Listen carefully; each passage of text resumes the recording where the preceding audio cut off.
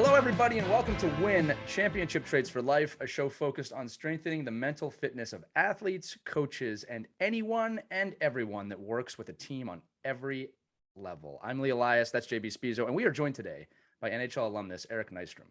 Eric was a four-year letterman at the University of Michigan before starting an 11-year NHL career, having spent time with Calgary, Minnesota, Dallas, and Nashville. Eric has also represented the United States in the World Junior Championship and World Championships. And he is very philanthropic and a leader on and off the ice. And we are pleased to have him here today. Eric, welcome to the show.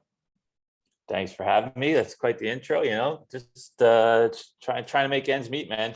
Yeah, I hear you. Listen, buddy, when I do the intros, I go to multiple sources. I don't like to just copy and paste Wikipedia. I really take the time to make sure. But, what's funny is with JB and I were talking about this last night. It's sometimes the shorter ones are the way to go. Your resume speaks for itself, right? And it's a nice resume, a lot of dump-ins. There's definitely a lot of dump-ins in all four of those teams. And in the World Championships, I was a master at that.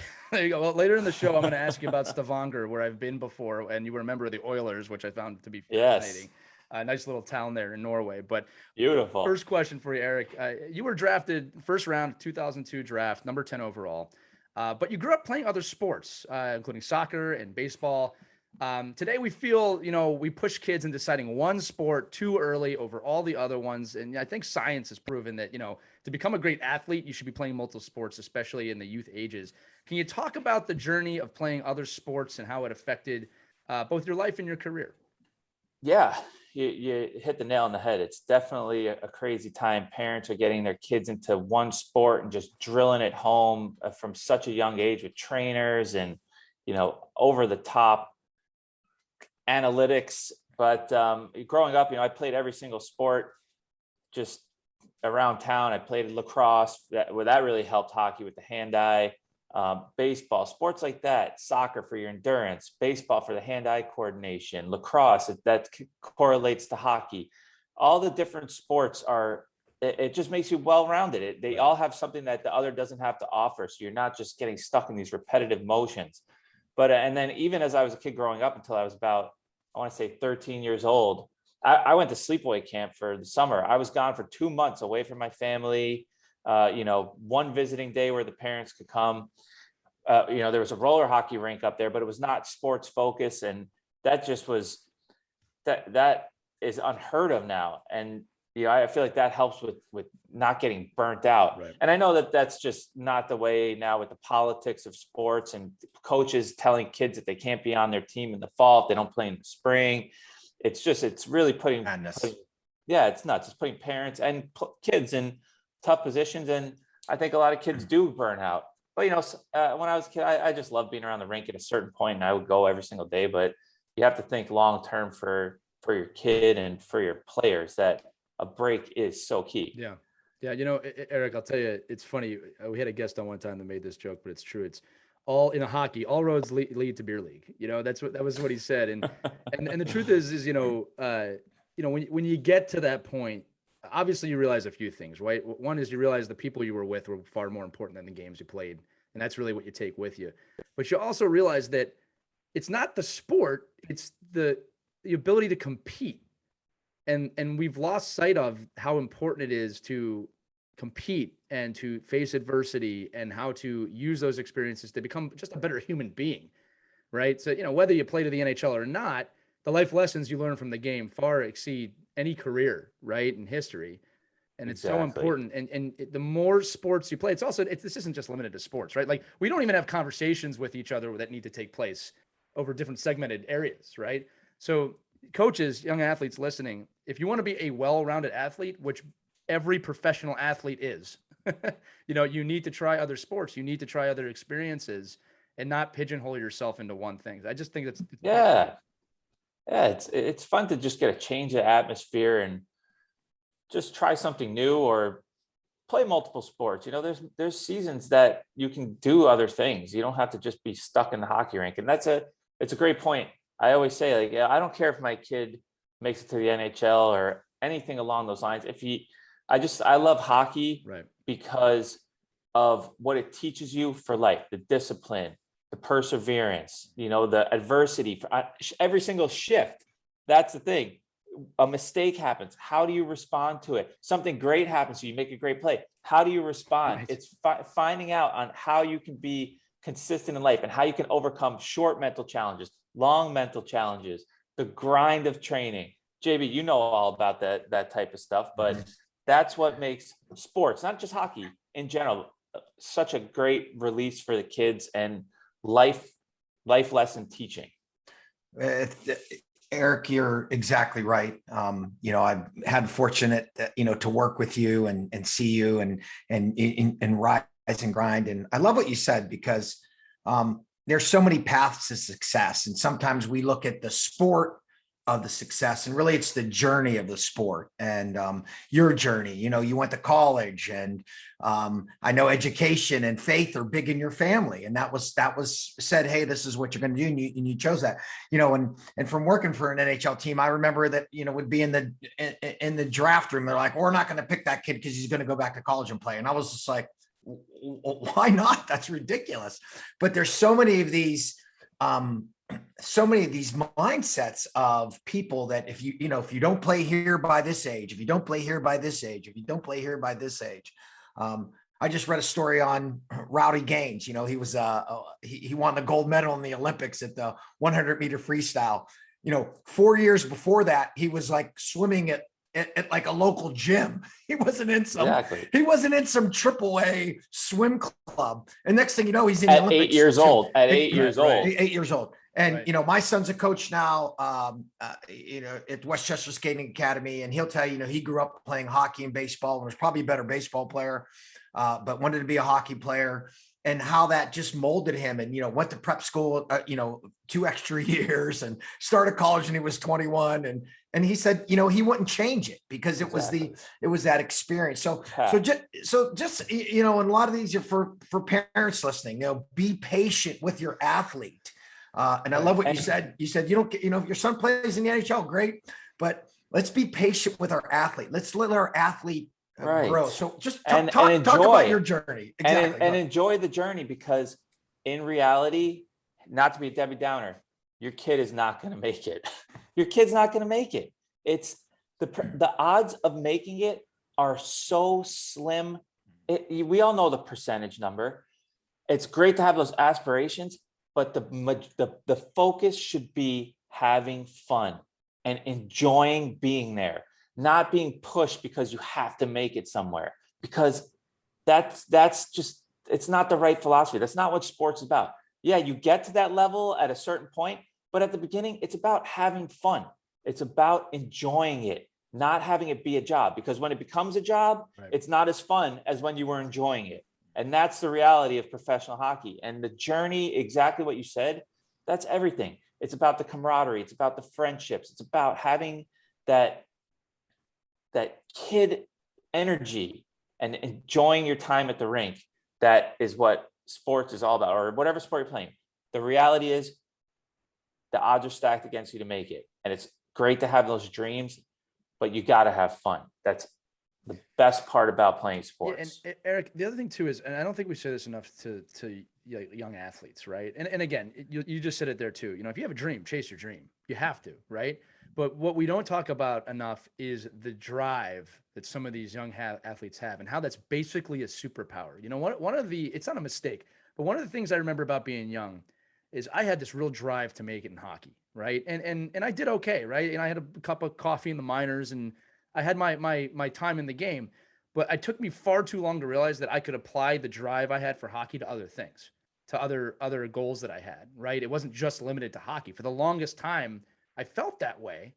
And then I realized that, this skill set that was built can be used with writing or podcasting or business, right? So think about employers. It's amazing how many employers look for former athletes because they don't have that type of drive. Like the normal person in comparison to athletes doesn't have the same drive that the athlete has, or that perseverance that they learn along the way in terms of, the perseverance, discipline, all those things that we talked about. So it really is applicable to life, the things that you learn in sport, and people recognize that also. And Eric, I'll just caveat on that. Even in the Rangers and special operations, when we were doing our final selection of folks, we would say, what'd you do in high school? Did you play any sports? Like, because you want that person, because what happens? Teamwork, commitment, selfless service, and that's all part of making it great. Eric, again, I had a chance to work with you, and I saw a few things that stood out for you with your teammates. And again, you don't always have to be the best player, the top player wearing the letter to do this, but I saw how people looked at you, and I saw how people came to you for help, and I saw how you molded that team chemistry in the locker room. And just talk us through the importance of that and why that's so important to do, whoever you are on the team. Yeah, I mean, that's part of it. Going back to the last comments about drive, I don't think I was the most skilled player, but I hung around because I was willing to do what it takes. I was willing to put the work in all the time. And there was way more skilled players than me in college and growing up, but they didn't know how to apply it to figure out how to make it. And that's, where it comes back to drive. But I always just, to a fault, put the team ahead of myself. And that was, growing up, that was almost detrimental. I was so concerned about making sure that, all my teammates were prepared, and all my teammates were, just on the same page and leading and trying to be the right example and helping other players out, that I almost forgot to look at myself sometimes and help myself. But that's a huge asset, and that's something that's valued by teams, and that's why they have those glue guys, and that's why another way that you can carve a niche out. I mean, you still have to be a good player. Don't get me wrong, but it's just. I also think it is an ingrained personality trait. I think I inherited that. My dad was the same type of way, and I just learned from his work ethic. And it's just something that you're kind of born with, to have that locker room persona and that type of leadership attitude. But it's definitely something you can run with, and it's critical for a team. You gotta have those types of guys, and I took major pride in that, and I just always tried to do the right thing. I tried to be super coachable. I tried to play the systems the way that they're designed to be. That was just the way that I operated. No, and I said that's why you played over a decade in the NHL, Eric, and that's exactly it. Because that team chemistry, and many times, Lee and I talk about it all the time. Like, players are looking for like the coach or the GM or somebody else to forge that team chemistry. Now they have to make sure it's healthy, but that team chemistry is all done internally, and I watched you do it. And you can't be afraid too. You can't be afraid to call somebody out, Right. Like, buddy, you got to get going here. Like, what are you doing?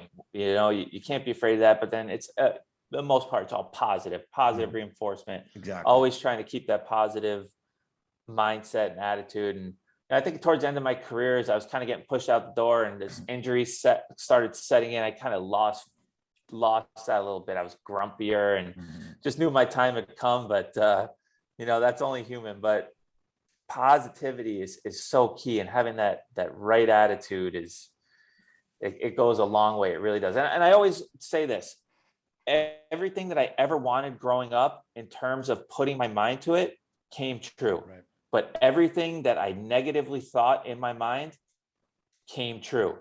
Once I got once that doubt got into my psyche, it's unreal how those things can come to life, just like the positive.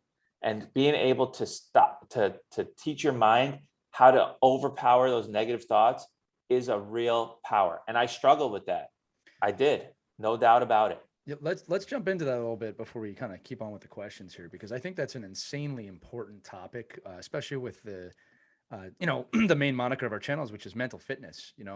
That especially nowadays we're starting to understand that mental fitness is just as important as physical fitness, right? And it's probably been a 90-10 split towards physical fitness the last 100 years, right?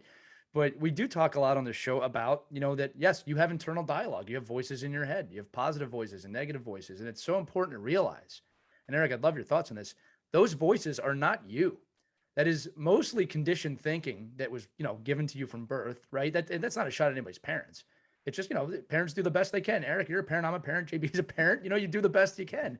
but you are not the voices in your head. So whether that voice says, hey, you're the greatest player of all time, which is not a bad message, or the voice says you're no good, you're never going to make it. You have to be very conscious that those are not you. That is not your consciousness, right? Like you just need to be. And I'm guessing, we talk a lot about being in the zone, Eric, and present moment awareness and focusing on what you control. And my guess is for you, and please tell us about this, that, when you were in the zone, there was no real massive internal dialogue. You were there, you were focused, and you just were allowed to be, and it probably bred results. Just flowing. Right. If we could bottle that up, it's just a phenomenon that you can't understand. But I do think that you can coach yourself mentally and utilize resources to find ways to manifest that more often than not. Just preparation, visualization, all these things work. But even sometimes when I tried to go to those things, that negative thought would be like the storm power that comes over you and makes you think about that confidence that you want to have, and being able to stir the coffee back the other way. Right. That's what the best do. The negative comes in, but they know how to overpower that. Yeah. These, like the Joe Sakic, Steve Yzerman, those guys, they were in the zone all the time, and they had that quiet confidence. Those guys, they knew how to put themselves right where you need to be.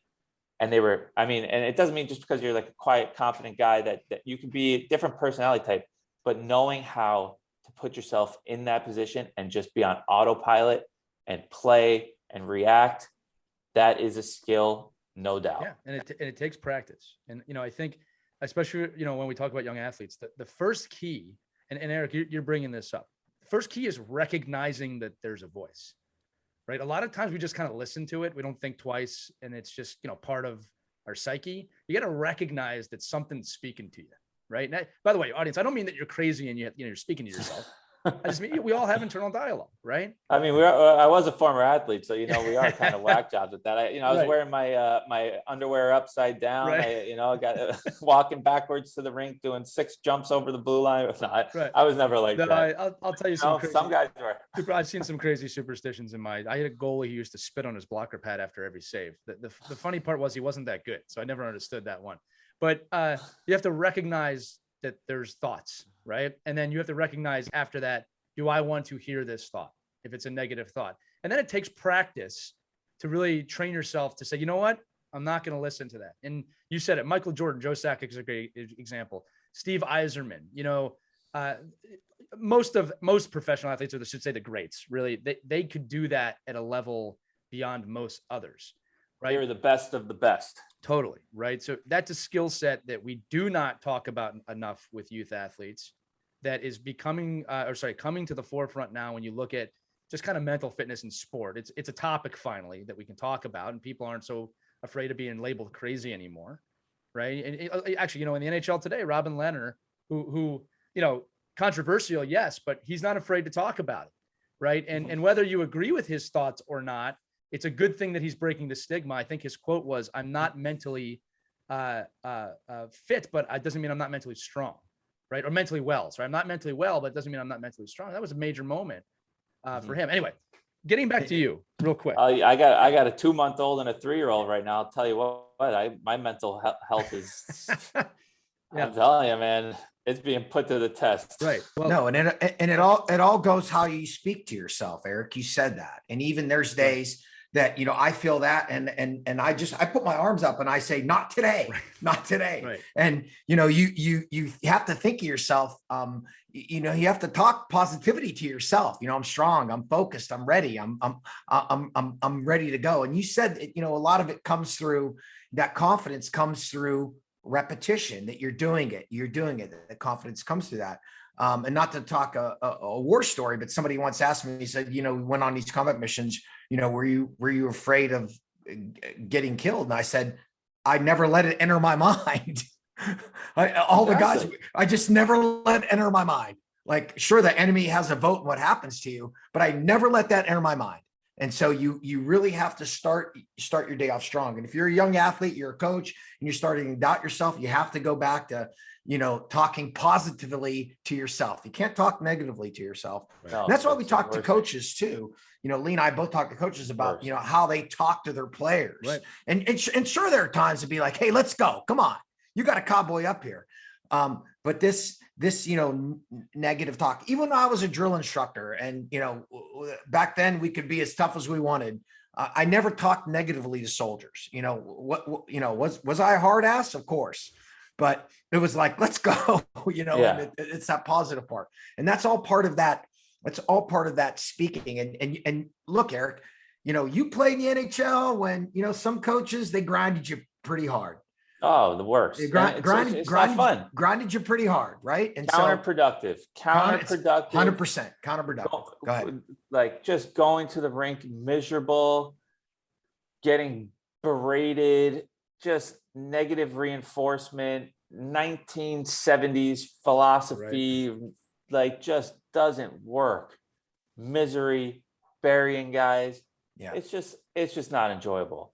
You got to make it, you don't need to be coddled, but the atmosphere, a positive atmosphere, of course, you got to have the right balance between, when it's not going well, you have to understand that, there's a time where the old bag skates got to come in, or just some battle drills, but the atmosphere that you create is what's going to make success blossom. Mm-hmm. You got to have the guys buy in. If they're miserable, they're not going to buy in. If they have the right atmosphere, the right mix, fair, guys will want to play. They'll want to come to the rink. They'll want to do the things right. That's so key. Talking to the players the right way. It's crazy to me how some of these coaches are still getting recycled around the league. Yeah. It just doesn't make sense. Lee and I talk about that all the time. And even, my son's a young coach, and we talk about that. Like, how can this be? It's funny. We had Tom Rennie on, and Tom Rennie said that, he, even he learned in his career and to try to, even when he was tough, to speak to people the correct way. And I think that has to be, and you see in the league how it's going. I mean, the league, definitely the NBA is a player run league. The NFL's starting to shift that way. The NHL is going to go that way too. And so you have to be a coach that understands that. And just some young innovation. There's young innovation there. Sure. So much out there that understand the generation of players that are coming into the league now.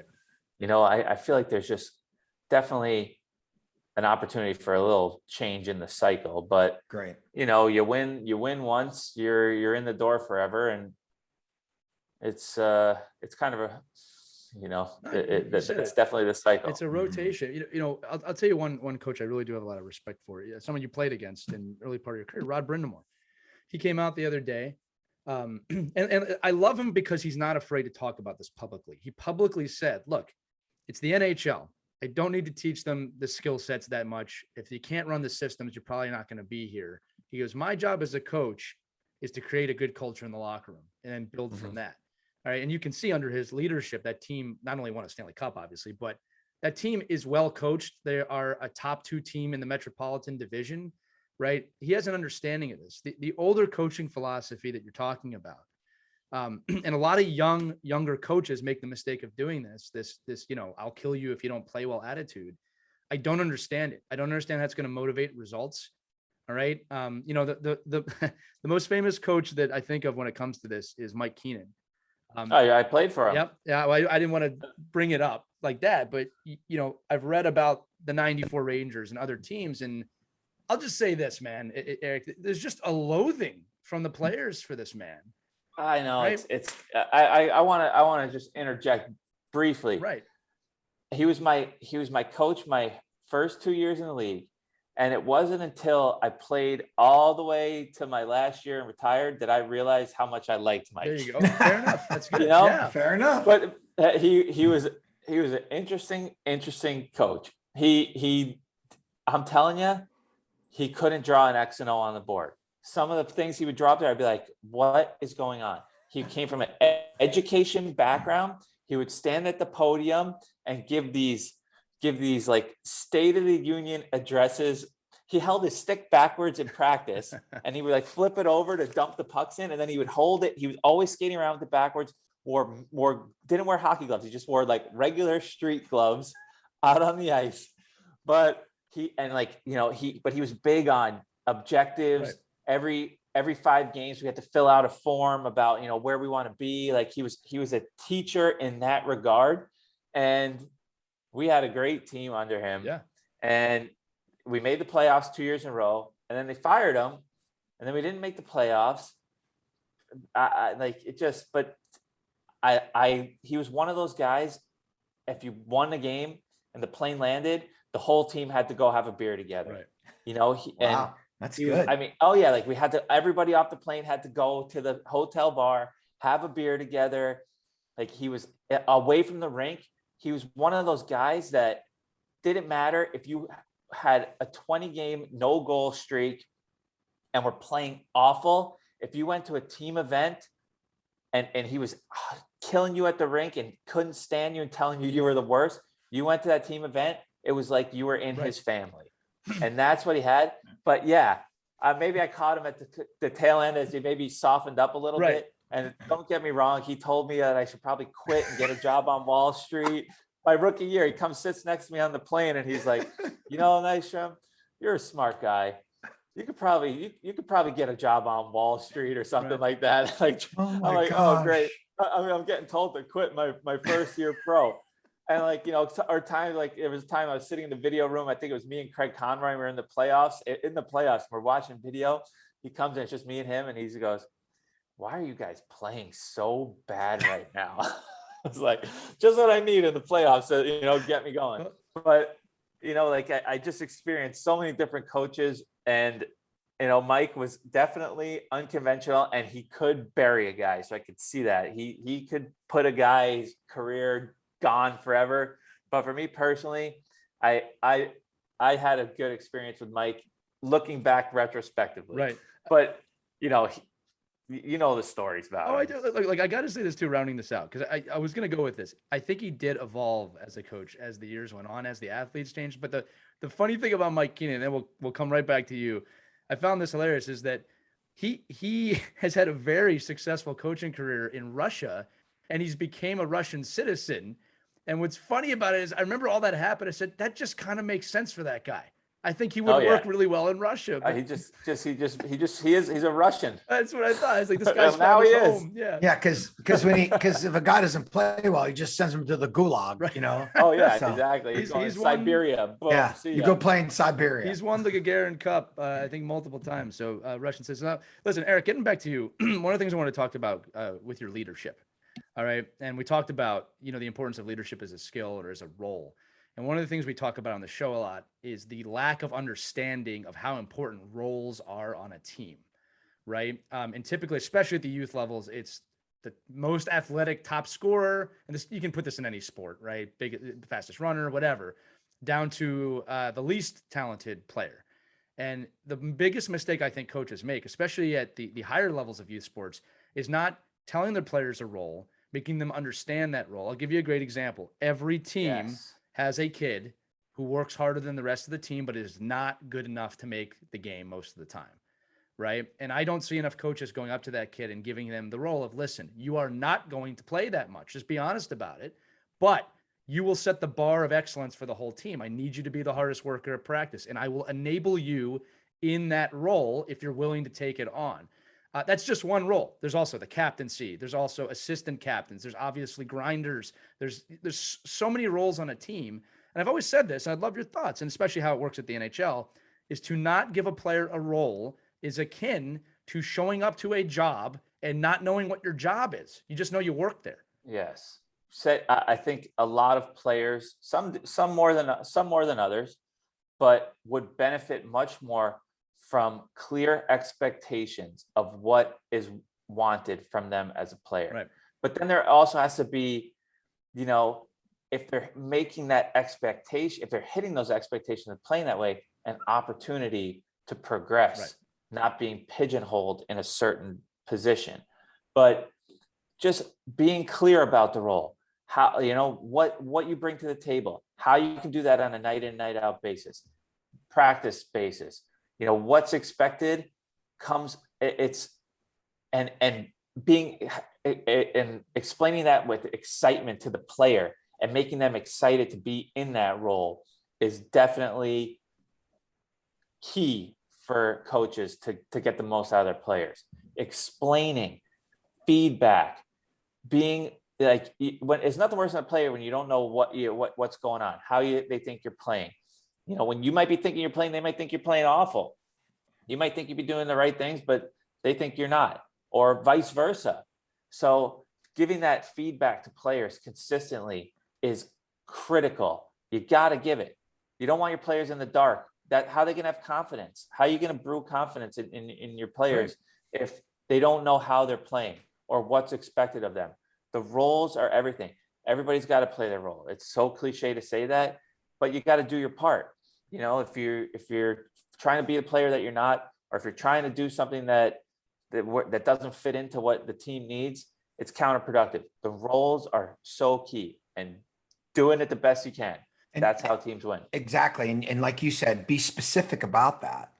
Tell them exactly what's expected. I know a gentleman, he was a punter for Alabama.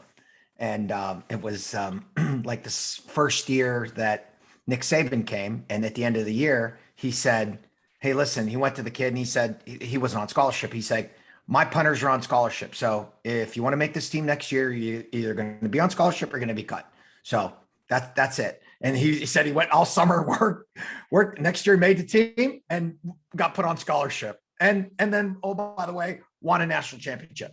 But he was like, Saban was clear with me. My punters are on scholarship. So exactly. And so it all works out. And I think the importance of a coach being specific with players. This is what I need you to do. And then once you do that, or if you're not in the lineup today, you need to do A, B, and C. But once you do A, B, and C, that's it. But you know how it goes sometimes. We fall out of favor with a coach or GM and that sort of thing, and things get moved around. And, when I first started working, Eric, for an NHL team, I was like, what do you want me to do? Ray Shuro was the GM of the Penguins. And he said, coaches see what they want to see, both good and bad. Help them see what they're missing. Oh, and I think that's statement in the world. Go ahead. It's just like if you're just not in the light, they won't see the things that you're doing, and they'll just look for the things that you're not doing. And it is frustrating when you feel like that's happening to you, or maybe you're just not that good. I felt like that happened to me for sure in my career, but you know what? Maybe I just thought I was better than I was. But at the same time, there's definitely a component of that. And it is frustrating. Absolutely. And that goes back to just clear instructions, right. Like tell your players what you want. You want 5 hits a game. You want X amount of zone time. You want this, you want to see this, more of this, less of this. That you're instructing your players. You're going to get more out of them if they know what to do. Yeah. Yeah. And you got to feel the room too. Some guys don't like that too much, and but at the same time, they can't be just roaming all over the place doing whatever the hell they want, because that's when you have that happen. That's also bad for the team morale, because you got somebody that's just off on their own tangent, doing whatever they want and not being reined in. I think that can definitely throw off the chemistry of a team as well. Well, I'll say this, Eric, and again, JB and I both work in that realm, right? And a few things I always say with teams when we jump in the room. Number one is trust has to be established right away, and trust needs to be defined for the team as a whole, not just as individuals, because we all have slightly different definitions of what that means. And then once that's established too, you can start building on things like accountability and looking around the room, but really it's communication. And we have massive communication problems. And that goes back to what you said about roles and just letting a player know, I'd like to see you do this more. I think another misconception, and this is for the athletes listening, and this is just true. You don't have to like your role, but you do need to respect you've been given a role. All right. And with the coaches, there should be some two-way conversation with that. And a great coach will make a player understand whether the player likes the role or not, why they're in that role. I remember. Great point. I remember my second year of Bantam. I didn't make the team I wanted to make. And, I was a little green in a lot of ways. And this coach, name was Fred Snickers. He was a great man. He showed up an hour early and he asked me, he says, if you show up an hour early, I'll sit down with you and give you some classroom time. Now, I didn't understand the value of it maybe in that moment. I did it. Now that I'm older, I'm like, man, this guy was really good at what he did. And he sat me down. And this is the funny thing. Okay. I thought I should have been on the higher team above us. Right. And he puts me at third line center. Right. Which if he didn't say anything to me, I would have been like, what is this? Right. Like I should be the number one center on this team. And he sat me down. He goes, listen, I'm putting you here because you're the stability of the entire team on that line. Right. And he goes, these are the three things I want you to do with this line. This is how I want you to do it. This is why we'll win. Right. And he totally had me buy into this role. We did end up winning as a team, like not just because of me. It's a whole team thing. He did that with a lot of different players. We all understood how we fit into that team atmosphere. That should not be limited to bantam hockey. Right. Exactly. Right. And the best teams do that. Yeah. Go ahead. Oh, I think about like my time with Nashville. I came in to play. Barry Trotz was the guy who kind of recruited me in, and he got let go after my first year. Laviolette comes in, and I got put in this role, penalty killing, which I love doing. But it was like football. It was offense and defense. So every time there's a defensive zone draw, our line would come out onto the ice. We'd take the D zone draw. We would get the puck, even if we were out there for 10 seconds and it got in the offensive zone and a whistle, line change. And I get it. We want to get the guys out there to play, that could score the goals. But over the course of my time playing there, it just was an awful, awful role. It was just terrible. Like every single time, like you got to let, I know we were the fourth line but you got to let us take one offensive zone face off every once in a while. Like, let us play a little bit. We were good at like creating, we had our face off, man. We would go off every D zone drugs. We won the face off every time. We could win it. We could control the puck in the offensive zone for, a couple shifts a game. We were good at the cycle, protecting the puck.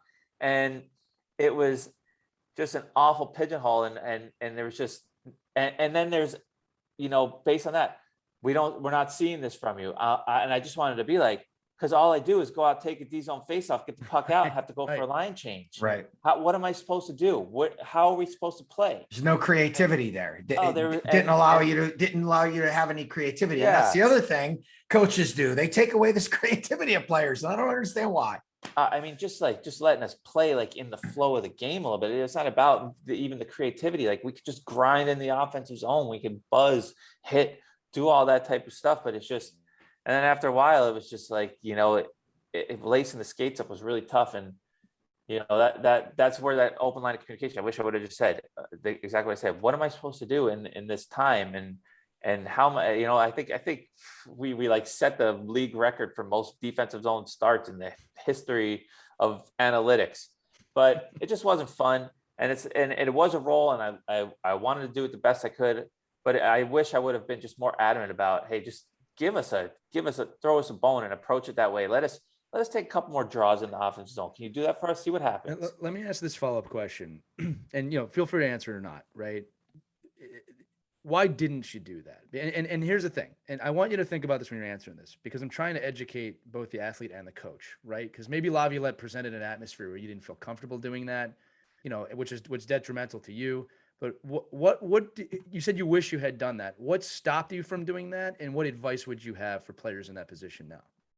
I think I was too bitter, to be honest. No, honestly, it's just like, that coach-player relationship where I was already like on the fourth line, like I felt like heat, like I had to perform in a certain way, and I just didn't want to ruffle any feathers. Right. And I think just being, by the point that it got there, I feel like there's a felt animosity. I don't know if he felt it, but I just developed this animosity towards the guy. Right. And, maybe had I approached it a different way and said, maybe I would have had an opportunity to show that we could just get that. I wasn't asking, don't want to be on the power play or anything like that. I just wanted us to just let us stay on the ice for 2 seconds in the offensive zone to take a draw. Like, you don't have to put the first line out there every offensive zone face off.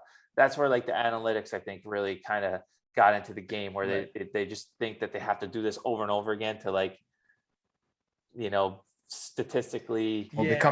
becomes like football then. Yeah, we're baseball. And we're baseball. yeah, in baseball, and exactly, and they lose the feel. And Eric, maybe looking back, maybe Peter Laviolette would have welcomed that, right? You don't know, and those are the things. But I see the position you're in, because you have to tread very carefully there, because next thing you're out or something. Or he would just else. or it would come back with something like, I'm just not doing this, and this, like it'd be all the things why he's got to be doing that, and he's not seeing. Sometimes I found this as an athlete, and this is why I said you don't always have to like girls. Sometimes just knowing the reason, it's not going to make you feel better, but it can help, right? Like if a coach can justify, look, no, that's just the role I have you, and here's why. You don't have to agree with them. All right. But that communication, I mean, it might have taken some of that bitterness away. All right. And again, Eric, I'll fully, good old honest, open talk. Right. I never played it at the NHL level. I don't want to assume that I understand the the stresses and everything that go with that. But I have to imagine, just like you said, good talks, good communication, just some understanding. Players are not cattle.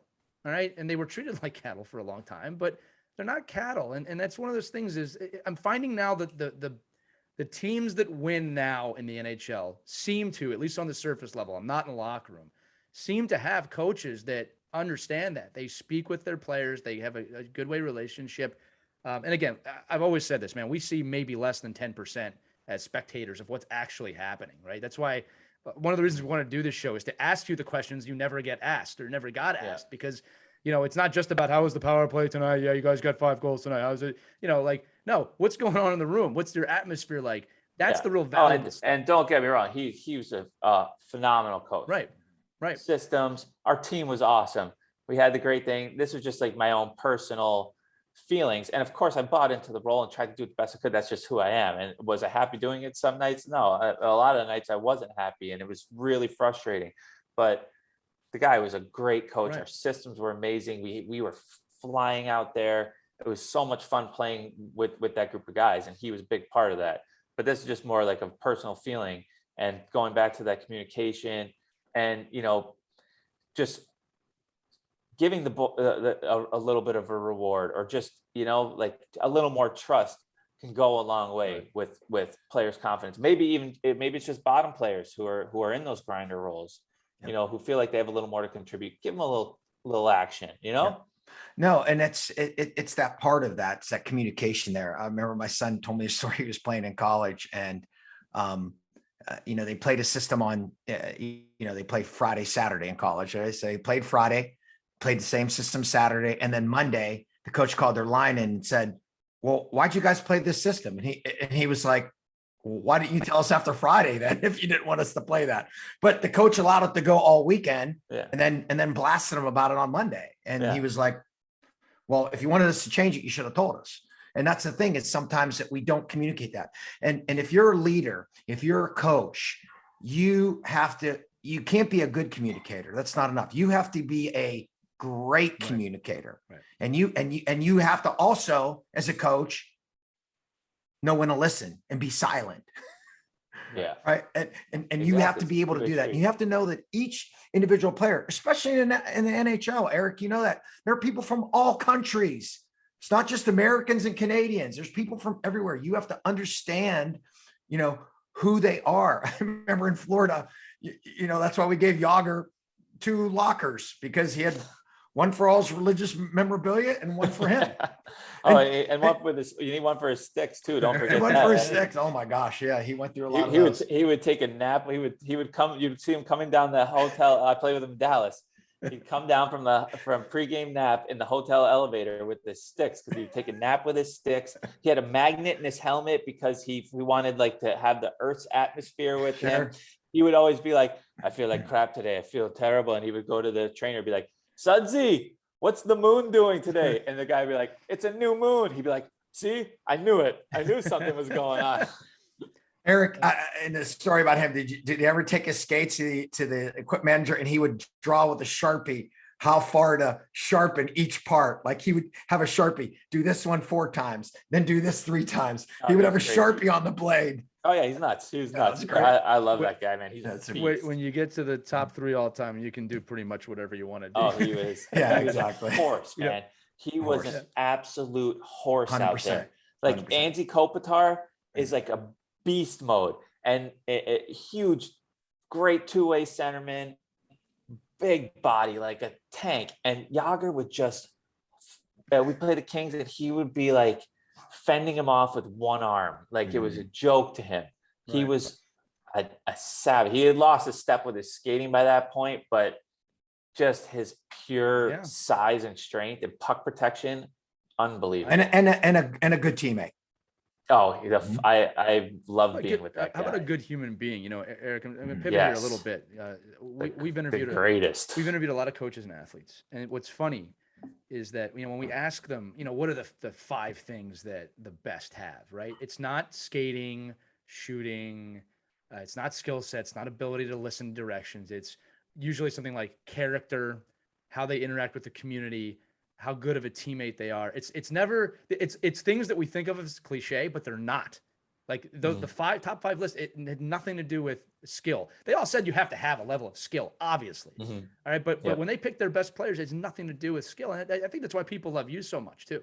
Right. And you said it, you know, you were a leader, you cared about your teammates. Probably that's debatable. You know, I saw it firsthand. So you've got 2 people here that say that about you. You know, the last thing I want to say about coaching before we jump into some other stuff, and really this is true of athletes too, is we talk about the word ego a lot on this show and how much ego can get in the way of progress. And look, I even as a young coach, I experienced that. You know, you have this kind of like, I know what I'm doing. You're a player, you shut your mouth. I know what I'm doing. And don't get me wrong, there are absolutely some time periods where that probably does need to be said.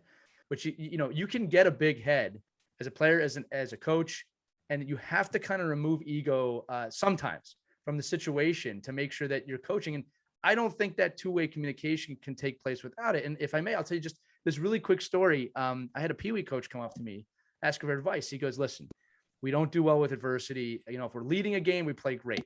But if a team comes back on us and we start going down, I can't get the guys to come back. He goes, I've told them this, I've told them that, we've done this. He goes, Lee, what do I do? And I said, have you sat them down and asked them what's going on when a team comes back and just listening? He goes, no. And it had never crossed his mind. Great coach, great human being. Can't say that enough. It had never crossed his mind just to listen, let them talk about it. I said, so what I would do, man, is just sit there, don't say a word, explain the situation, ask them how does it make you feel? Keeping in mind, these are Pee-wees. We're not talking adults here, right? Well, I'm going to jump in the story real quick. But here's the problem you run into with that.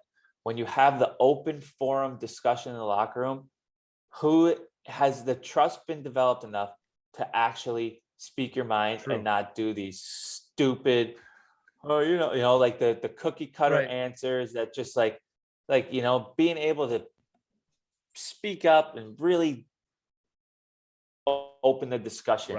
I feel like that never happens. And that's why trust has to be established first. That's why I mentioned that, right? First thing you establish with a team is trust. If you don't have trust, which is the foundation of really any relationship of your life, right, well, there's no point. And you're absolutely right. You have to have that environment where the players can speak openly and honestly without any fear of being dropped off or relegation, whatever. I think that's a great point you're making. Absolutely. And, you know, it's and it goes back to communication too. Like you got to have, the players got to want to do that. Like the player should be able to say, like, to you as the coach with respect, like, why are we doing this particular system, or this attitude is really bringing us down, stuff like that. If you could have that type of communication, you know, you obviously want to find that coach player balance and the relationship there, but you know, everybody's got to be equal to a certain extent in terms of accountability of what the team should be doing. Right. You know, like it can't all be on the players. Like a coach should come and say, that's on me sometimes. You know what? That's on me. We weren't prepared for this, or I shouldn't have made that call. That would go such a long way with players to have that sort of accountability, because everything's riding on the players in terms of that. You know, we're getting called out all the time. We're suffering the consequences for certain actions that we do. The coaches, you know, they're not going to get benched for the game, but to hold themselves accountable in certain ways, or I feel like that would have a great impact on players, because we can't bench the coach when he does something bonehead, but to own up to certain things, or to be able to take some criticism from the players with like with that fine line. I think that's definitely something as a coach that you can implement with your players. Eric, that's exactly it. And that's why, things like Lee and I do, calling in an independent resource to help you to see things that you're not missing. Yeah. And that's why, like Tom Rennie and I, Tom Rennie and I had such a great, relationship, because I would just be like, this is just what I saw. Like, I don't know if it's right or wrong. And because you see things that you're missing. And same thing with players. You see things with players. Like I remember telling a player, I was like, why'd you treat the rookie that way? And he said, well, that's how I was treated. And I'm like, well, how did it feel? And he was like, yeah, it kind of sucked. I'm like, so then why are you doing it? Exactly. And he was like, yeah, you're right. I said, can that kid help you win? Yes or no? Yeah, he's really good. Okay. So, why being a jerk to him? Yeah. Bring him into the system. Eric. And that goes back to the ego. Sorry. Yeah. That goes back to the ego. Yeah. That goes back to the ego statement, is being able to utilize a resource, reach out for help. You don't have to do it all yourself. Like as a coach ego, even as a player ego, it's like, it's okay to have the confidence in your mind, but also have the humility on the outside, and being able to reach out. Because most of the time, the guys with the big egos are the most insecure. Right. 100%. And that is no doubt true. 100%. And it's tough for the coach to be a coach or a captain. It's not easy to be the emotional leader of a team, right? In some ways, and JB, I'd love your thoughts on this too.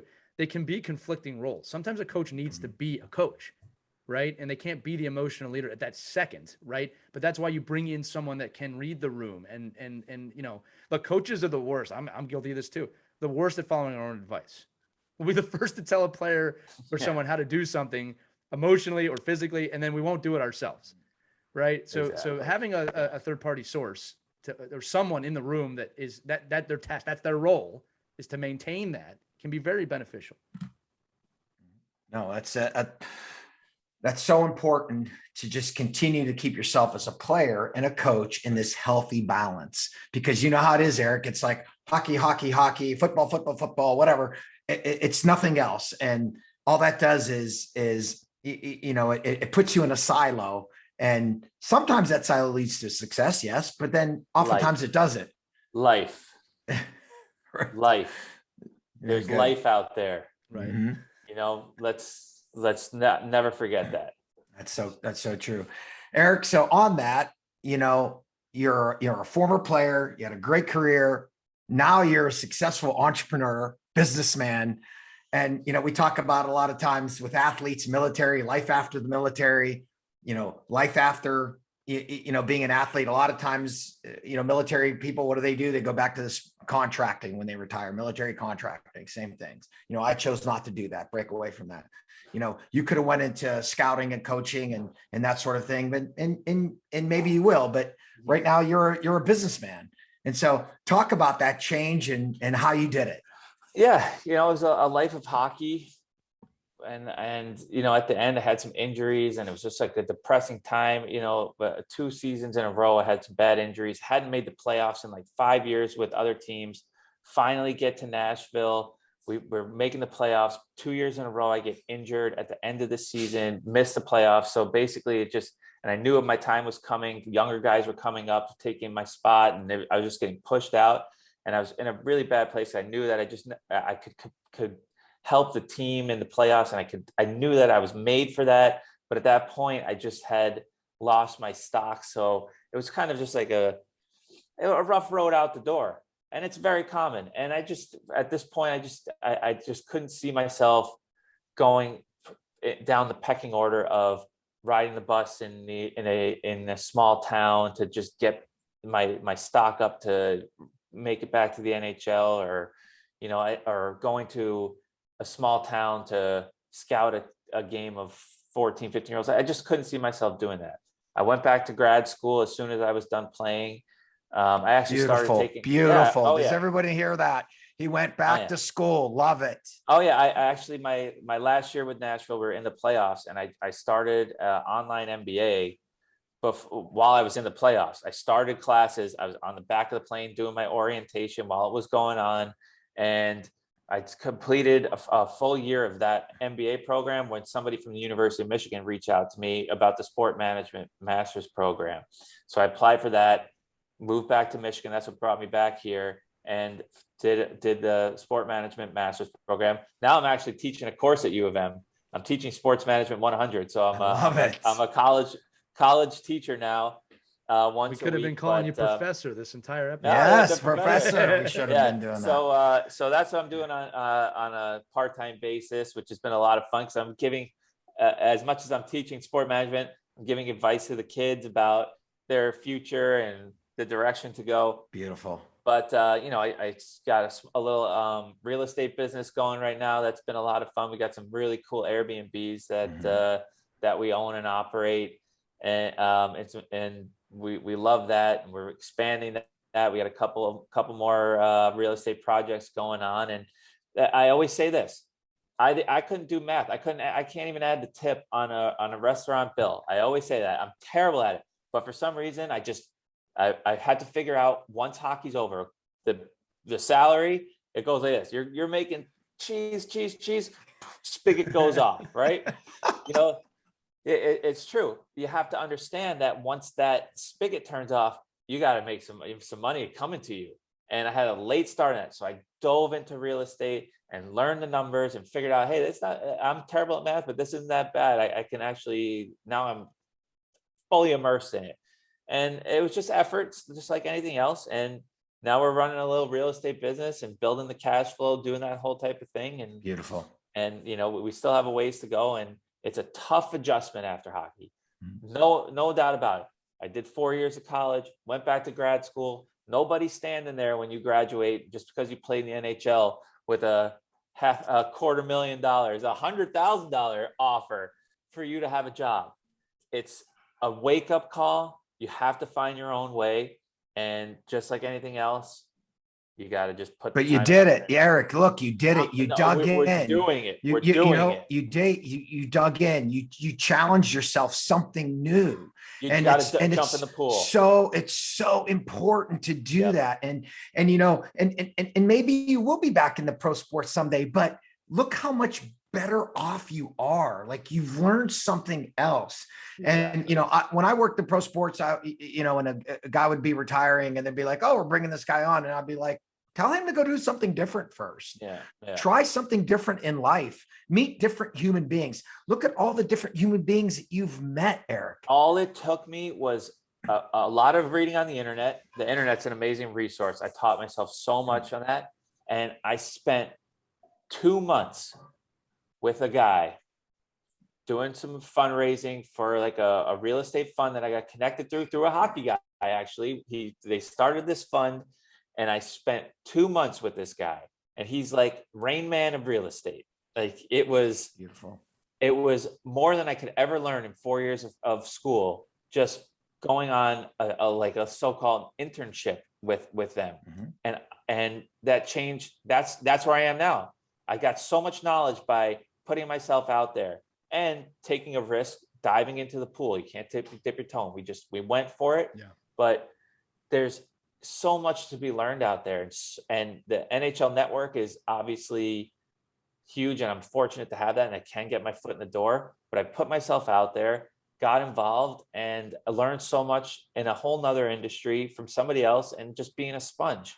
And it's so much fun. Now I love that. I live for it. Like, I just want to do it all day long. And you check your ego, like you were talking about. You check your ego, not like, I play in the NHL for I'll get the years. lattes. I say, boys, you want sugar in your latte? Okay, I will go get it. Just everybody should be listening to this. Like, this is the episode to listen to, because that's exactly what you have to do when you're changing careers. I was a sergeant major in the Army, in charge of hundreds of people, special operations, the whole thing. Like, you change careers. You start with one client, you work your way up. Exactly. Outstanding. Eric, you got me motivated. Let's go. No, it's been it's definitely a transition. I'm not going to sit here and lie and say that it hasn't been tough. And there was my paychecks every 2 weeks were out of this world. And the thing is, it's not that I spent it all. I invested it all. So it's all put away. I put it all for my future, put it into, life insurance policy, put it into the stock market, but you have to have the money that's coming to your mailbox. You need to pay your bills with money, stashing it all away. And nobody taught me this stuff when I was playing. Had I had this 2-month internship at the beginning of my career, I'd be sitting here after hockey cruising. Right. But we're building that. But it's not too late. That's exactly no, right. it's not too late. 100%. I'm back, like you're nobody's giving, you're not gonna be the president of the company coming out of the NHL. You got to work your way up the rungs. You got to grind to make it again. And I'm still figuring it out. We're not there yet. We're still figuring it out, but we took the risk. We put the effort in to learn, and that's what it's all about. Eric, I want to make this episode 360 here. And we have done that because we talked earlier in the episode about how that grind to play professional hockey can be applied to other things. And you're proving that right now. So for the young athletes listening, I've said it, you're developing a superpower. Whether you accomplish your dream or not, you are developing a superpower. And Eric is someone like we're talking to that has taken that drive, that passion, that want for more, applying it to, like you said, your master's or real estate or whatever, and succeeding. That is a direct skill that is born from being an athlete. So Eric, the final question I have for you, you come from a hockey family. We know that education and faith, as JB said earlier, is very important, right? So our whole channel here on Grit is all about breaking that stigma behind mental fitness. And we talked about this earlier about how physical fitness and mental fitness really need to be on equal standpoints. So I think faith is a big part of that. I would just like to get your thoughts on, how do you even define mental fitness, and what do you do to practice growing your mental fitness? Because even in this conversation today, I want to thank you, number one, because you've made yourself pretty vulnerable. You have not been afraid to tell us things, which I really, really appreciate. Not just as a podcast host, but as a coach. Like, we need more people willing to do that, right? You talked about things you wish you had done and things that you did do, right? You talked about the grind and loving it, right? You're mentally fit at this point, right? So how do you define it? What do you do? And what can others take away? Because I'll keep on going no matter what. Just because, like we said, I have my days, awful days, where I'm just like, I got the newborn baby. I got a 3-year-old. It's chaos. I'm trying to work from home. We're doing a couple projects. It's stressful. It's really slow moving. Got teaching the class a little bit, trying to figure out how we can expand all the time. Don't forget the pandemic too. That's in there. Oh yeah. I forgot. Don't forget that. Yeah. That's why I'm enjoying this podcast right now, because I forgot about that for a minute. So sorry to bring it up. But just the grind of all that stuff. It's tough. Every day is tough, but we just got to keep on going. Got to believe it's going to happen. We can make it happen. That's the attitude, and just trying to stay positive. My wife, sometimes she tells me, you're being so damn negative. And I'm like, you know what? I'm going to try. At least I'm going to try to be more positive. No matter what, no matter the rough spot, I'm going to try my best. And like we talked about, the positive self-talk, believing in the things that you want to happen and truly believing it, because it works. We've set our mind to this one project we're working on. We said we wanted it. We're making it happen. Beautiful. Because we believed in it. And we're putting out the vibes that we want this to be successful, and just it goes the other way. You got to understand that the negative part, if you let it steep and brew, it'll go the other way. So you got to just keep on trying. Always, you got to try. I love it, Eric. Let's be honest. You've been a kick-ass guest. Yeah, kick-ass person, a kick-ass guest, and I'm really happy you came on today and gave us the time that you did. And look, the best part of me for these podcasts, and JB, I know you said I learn a lot. I'm figuring if I learn a lot from these podcasts, the audience is going to learn a lot. So thank you so much for the time today. And thanks for having me. Yeah, thank you so much, guys. That was a lot of fun. I enjoyed it. Eric, you were great. Thanks for having me. Thanks for having me. Just a talking head. And that's the other thing, whether I believe what I'm saying, I don't know, but I'm trying to put the right positive vibes out there and portray the right message for people. And like we said before, I got to practice what I preach. So I'll do that today. Well, I believe in what you said, man. I believe in what you said, and thanks for the time today. So that's going to do it for this episode of Win Championship Trades for Life, which is powered by pivotalmoments.org. Once again, you can learn more about that organization and our channel Grit. The website is pivotalmoments.org. We've got inspirational content, entertaining content, and most importantly, educational content. If you're looking for some resources, check it out. All right. So for Eric Nystrom and JB Spizo, I'm Lee Elias. Thanks so much for joining us. Keep an eye out for more episodes soon, wherever podcasts can be heard. Thanks so much for listening, and we will see you next time. Have a great day.